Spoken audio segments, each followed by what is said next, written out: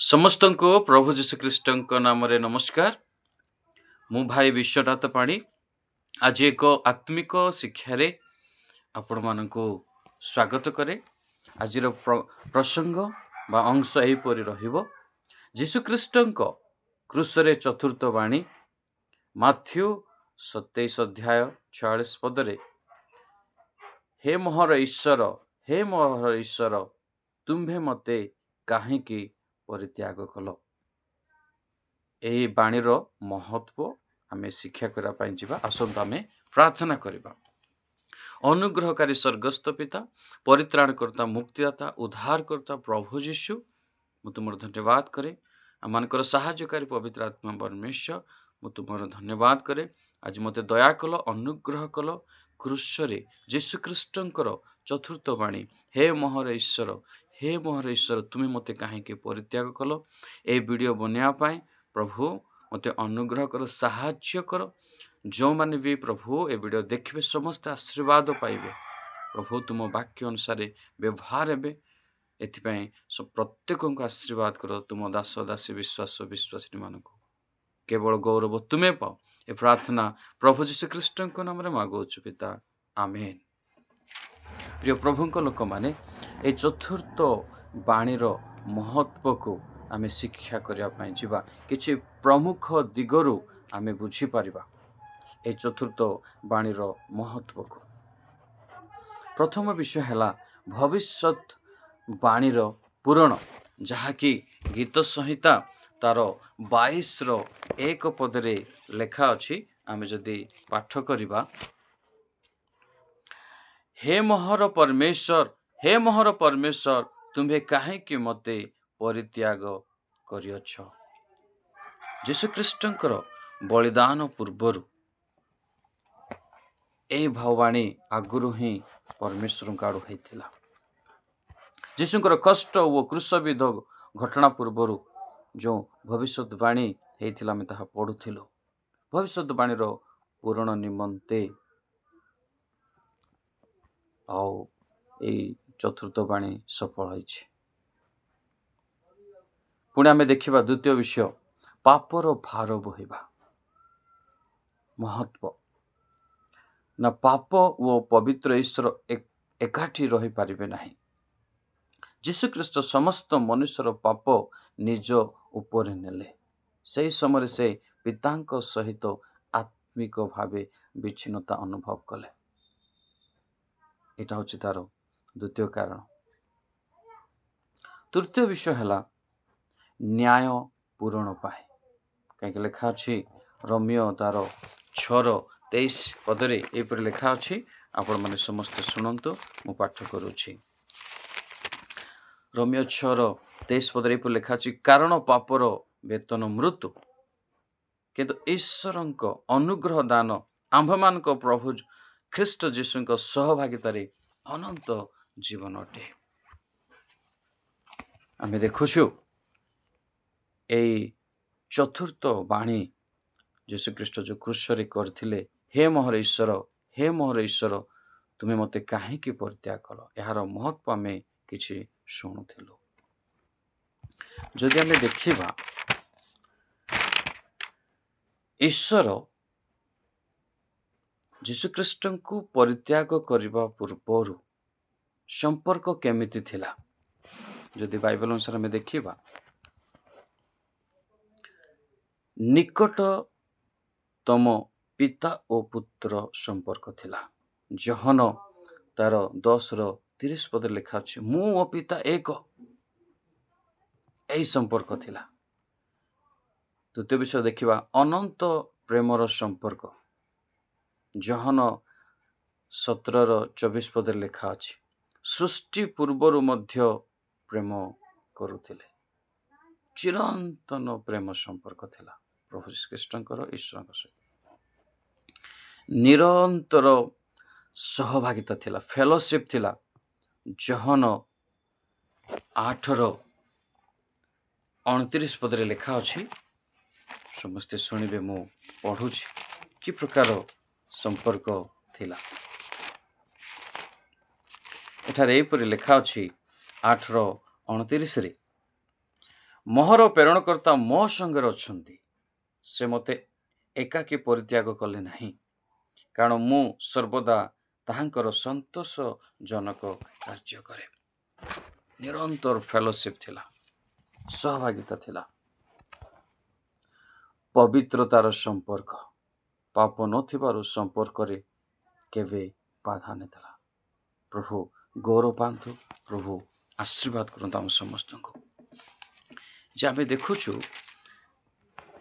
ଯେ ପ୍ରଭୁ ଯୀଶୁ ଖ୍ରୀଷ୍ଟ ଯେତେବେଳେ ପାପ ବହନ କରିଛନ୍ତି, ଆମେ ତ ତିନିଟା କାରଣ ଦେଖୁଥିଲୁ। ଭବିଷ୍ୟତବାଣୀର ପୂରଣ ନିମନ୍ତେ, ପାପ ବହିବା ପାଇଁ ଏବଂ ନ୍ୟାୟ ପୂରଣ ପାଇଁ ଈଶ୍ୱର ପରିତ୍ୟାଗ କଲେ। ଯଦି ଦେଖିବା ଯୀଶୁଖ୍ରୀଷ୍ଟ ଏ ଯେଉଁ ପାପ ବହିବା କାର୍ଯ୍ୟ କଲେ, କ'ଣ ବୁଝାଏ? ମାନେ ଲେଖା ଅଛି 2 କରିନ୍ଥୀୟ 5:21 ପରିତ୍ୟାଗର ଏଇ ବିଷୟରେ ମୁଁ କିଛି କହିବି ନା। ଈଶ୍ୱର ପ୍ରଭୁ ଯୀଶୁଖ୍ରୀଷ୍ଟଙ୍କୁ ଆମ୍ଭମାନଙ୍କ ନିମନ୍ତେ ପାପ ସ୍ୱରୂପ କଲେ। ଆମେ ଦେଖିବା ସେଇ ବିଷୟରେ ଆମେ ଦେଖିବା 2 କରିନ୍ଥୀୟ 5:21 ମୁଁ ପଢ଼ୁଛି। ଯାହାଙ୍କଠାରେ ପାପର ଲେଶ ମାତ୍ର ନଥିଲା, ଦେଖନ୍ତୁ, ପାପର ଲେଶ ମାତ୍ର ନଥିଲା, ତାହାଙ୍କୁ ସେ ଅର୍ଥାତ୍ ପ୍ରଭୁ ଯୀଶୁଖ୍ରୀଷ୍ଟଙ୍କୁ ଈଶ୍ୱର ଆମ୍ଭମାନଙ୍କ ନିମନ୍ତେ ପାପ ସ୍ୱରୂପ କଲେ, ଯେପରି ଆମ୍ଭେମାନେ ତାହାଙ୍କ ଦ୍ୱାରା ଈଶ୍ୱରଙ୍କର ଧାର୍ମିକତା ସ୍ୱରୂପ ହେଉ। ଏ ବିଷୟରେ ମୁଁ କିଛି ଆପଣମାନଙ୍କୁ କହିବି। ଆମେ ଦେଖୁଛୁ ତାହାଙ୍କୁ ସେ ଅର୍ଥାତ୍ ଈଶ୍ୱର ପ୍ରଭୁ ଯୀଶୁଖ୍ରୀଷ୍ଟଙ୍କୁ ଆମ୍ଭମାନଙ୍କ ନିମନ୍ତେ ପାପ ସ୍ୱରୂପ କଲେ। ମାନେ କ'ଣ?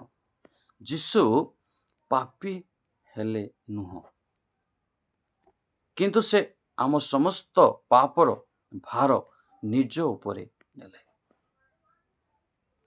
ଈଶ୍ୱରଙ୍କ ଆଡ଼ୁ ଆମେ ଦେଖୁଛୁ ଏହି ବିଷୟ ଯେ ଈଶ୍ୱର ତାଙ୍କୁ ଆମର ପାପର ବୋଝ ତାଙ୍କ ଉପରେ ଦେଲେ, ସେ ପାପ ସ୍ୱରୂପ ହେଲେ। କାରଣ କ'ଣ? ପ୍ରତିସ୍ଥାପନ ପାଇଁ। ସେଇଠି ହିଁ କାରଣ ଲେଖା ଅଛି ସେ 21ରେ। ପ୍ରତିସ୍ଥାପନ ମାନେ ଆମେ ଯେ ଦଣ୍ଡ ପାଇବାକୁ ଥିଲା ବା ଥିଲୁ, ସେଇ ଦଣ୍ଡ ଯୀଶୁ ନେଲେ। ଏଇଟା ହେଉଛି ପ୍ରତିସ୍ଥାପନ। ଜଣେ ଦୋଷୀ ବଦଳରେ କେହି ସେଇ ପାପକୁ ମୁଣ୍ଡେଇ ହେବା, ସେଇ ଦଣ୍ଡକୁ ମୁଣ୍ଡେଇ ହେବା ହେଉଛି ପ୍ରତିସ୍ଥାପନ। ଯେପରିକି ସେ ଦୋଷୀ ନୁହେଁ, ସେ ଦଣ୍ଡ ପାଇବା ଯୋଗ୍ୟ ଲୋକ ନୁହେଁ, ଏହିପରି ତାର ସ୍ଥାନକୁ ଆମେ ନେବା, ସେଟା କହିବେ ପ୍ରତିସ୍ଥାପନ। ଆଉ ଯୀଶୁ ଏହି ସ୍ଥାନ ନେଲେ। ଆମର ପାପର ବିଷୟ ସେ ନିଜେ ମୁଣ୍ଡେ ହେଲେ, ଆମର ଦଣ୍ଡ ସେ ମୁଣ୍ଡେ ହେଲେ, ଆଉ ତାଙ୍କର ଧାର୍ମିକତା ଆମକୁ ବର୍ତ୍ତିଲା।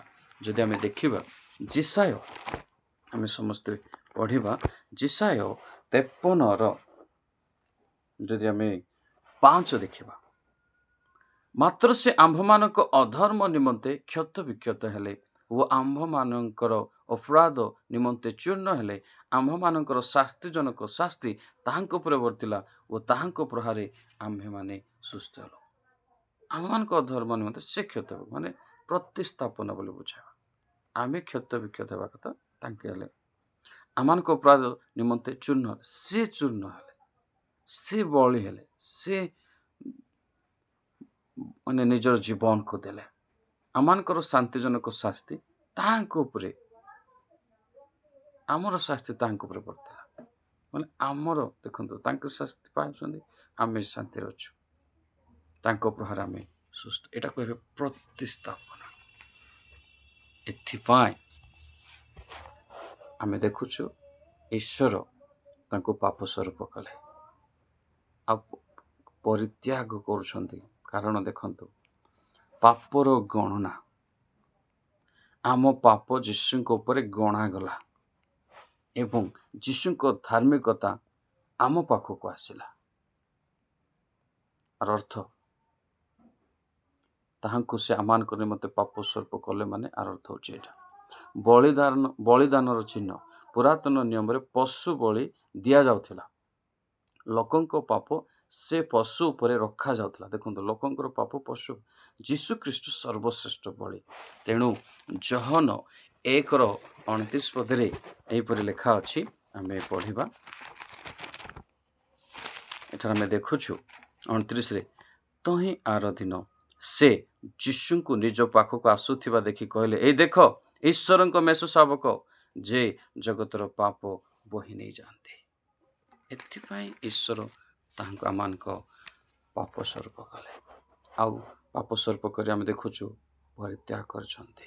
କାହିଁକି? ପାପ ଓ ପବିତ୍ର ଈଶ୍ୱର ଏକାଠି ରହିପାରିବେ ନାହିଁ। ହାଲେଲୁୟା, ପ୍ରେଜ୍ ଦ ଲର୍ଡ। ପରିଣାମ ଆମେ ଦେଖୁଛୁ, ଯୀଶୁ ପାପ ସ୍ୱରୂପ ହେଲେ ଯେପରି ଆମେ ତାହାଙ୍କ ମାଧ୍ୟମରେ ଈଶ୍ୱରଙ୍କ ଧାର୍ମିକତା ହେବ। ସେଇଠି ହିଁ ଲେଖା ଅଛି। ଏଥିପାଇଁ ଆମେ ଦେଖୁଛୁ ଯୀଶୁଖ୍ରୀଷ୍ଟଙ୍କ କ୍ରୁଶର ଚତୁର୍ଥ ବାଣୀରେ ଯୀଶୁଖ୍ରୀଷ୍ଟ କହିଥିଲେ, ହେ ମୋର ଈଶ୍ୱର, ତୁମେ ମୋତେ କାହିଁକି ପରିତ୍ୟାଗ କଲ? କାରଣ ଥିଲା ଏଇଟା, ଏବେ ମୁଁ କ'ଣ କରିବି? ତାହେଲେ ଯୀଶୁଙ୍କୁ ଗ୍ରହଣ କରିବି। ଜହନ 1:12 ଲେଖା ଅଛି, ମୋର ପ୍ରତିସ୍ଥାପନ ଯୀଶୁ କରିଦେଇଛନ୍ତି, ମୋର ପାପ ବହି ନେଇଛନ୍ତି। ମୁଁ ଯେଉଁ ବିଚାରିତ ହେବା କଥା ସେଇ ନ୍ୟାୟପୂର୍ଣ୍ଣ ଯୀଶୁ କରିଛନ୍ତି।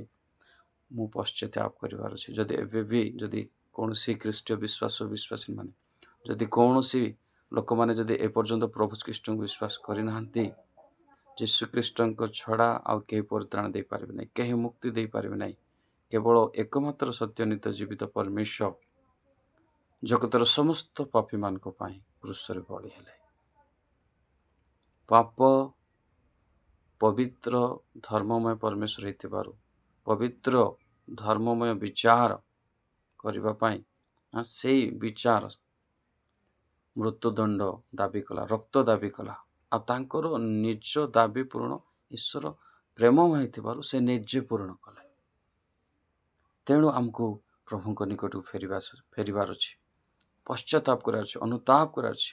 ଯୀଶୁଙ୍କୁ ଆମେ ବୁଝିବା, ତାଙ୍କର ପ୍ରେମକୁ ବୁଝିବା, ତାଙ୍କ ପାଇଁ ଆମେ ବଞ୍ଚିବା। କାହିଁକି? ସେ ଆମ ପାଇଁ ଯେତେବେଳେ ଜୀବନ ଦେଇଛନ୍ତି, ଏବେ ଆମେ ସେ ପବିତ୍ର ଜୀବନଯାପନ ବଞ୍ଚିବାର ଅଛି, ତାଙ୍କ ପାଇଁ ବଞ୍ଚିବାର ଅଛି। ପ୍ରତିଦିନ ଈଶ୍ୱରଙ୍କ ସହ ଆମେ ସମ୍ପର୍କ ଗଢ଼ିବାକୁ ହେବ। ପ୍ରାର୍ଥନାରେ, ବାକ୍ୟ ପଢ଼ିବାରେ, ବାକ୍ୟ ଶୁଣିବାରେ, ଆଜ୍ଞା ପାଳନରେ ଏହିପରି ଜୀବନଯାପନ ଆମେ କରୁ। ପବିତ୍ର ଜୀବନଯାପନ କରି ଆମେ ବଞ୍ଚୁ। ପିତର 1:16 ଲେଖା ଅଛି, ଆମେ ଯେପରି ପବିତ୍ର ତୁମେମାନେ ସେପରି ପବିତ୍ର ହୁଅ, ସତ୍ୟ ଶିଷ୍ୟ ହଉ। ଯୀଶୁଖ୍ରୀଷ୍ଟ କହିଲେ ଲୁକ 9:23, ଯେ ମୋର ଅନୁଗମନ କରିବାକୁ ଇଚ୍ଛା କରେ ସେ ଆପଣା କ୍ରୁଶ ଘେନି ମୋର ଅନୁଗମନ କରୁ। ପ୍ରିୟ ପ୍ରଭୁଙ୍କ ଲୋକମାନେ, ଆମ ପାଇଁ ଈଶ୍ୱର ପ୍ରଭୁ ଯୀଶୁଖ୍ରୀଷ୍ଟଙ୍କୁ ପରିତ୍ୟାଗ କଲେ। ଆସୁ ଆମମାନେ ପ୍ରଭୁ ଯୀଶୁଖ୍ରୀଷ୍ଟଙ୍କୁ ବିଶ୍ୱାସ କରି, ମନ ପରିବର୍ତ୍ତନ କରି, ଅନୁତାପ କରି, ପାପ ସ୍ୱୀକାର କରି, ପ୍ରଭୁଙ୍କୁ ଗ୍ରହଣ କରି ଆମେ ଜୀବନଯାପନ କରୁ। ଆଜି ଆମେ ଦେଖୁ ଏହି ପ୍ରଭୁ ଯୀଶୁ ଆମ ଅନ୍ତର ଅଛନ୍ତି କି? ଆମେ ସେ ଅନୁଭବ କରୁଛୁ, ଆମେ ସେ ପ୍ରଭୁ ଯୀଶୁଖ୍ରୀଷ୍ଟଙ୍କ ଠାରେ ବିଶ୍ୱାସରେ ଅଛୁ କି? ଆମେ ଆପଣା ପରୀକ୍ଷା କରୁ। ଅନୁତାପର ସହିତ ପ୍ରଭୁ ନିକଟକୁ ଫେରୁ, ସମର୍ପିତ ଜୀବନଯାପନ କରୁ। ଏ ବାକ୍ୟରେ ପ୍ରଭୁ ଗୌରବ ପାଆନ୍ତୁ, ଆମ ସମସ୍ତଙ୍କୁ ଆଶୀର୍ବାଦ କରନ୍ତୁ। ଆମେନ୍। ସମସ୍ତଙ୍କୁ ନମସ୍କାର, ପ୍ରେଜ୍ ଦ ଲର୍ଡ, ଧନ୍ୟବାଦ।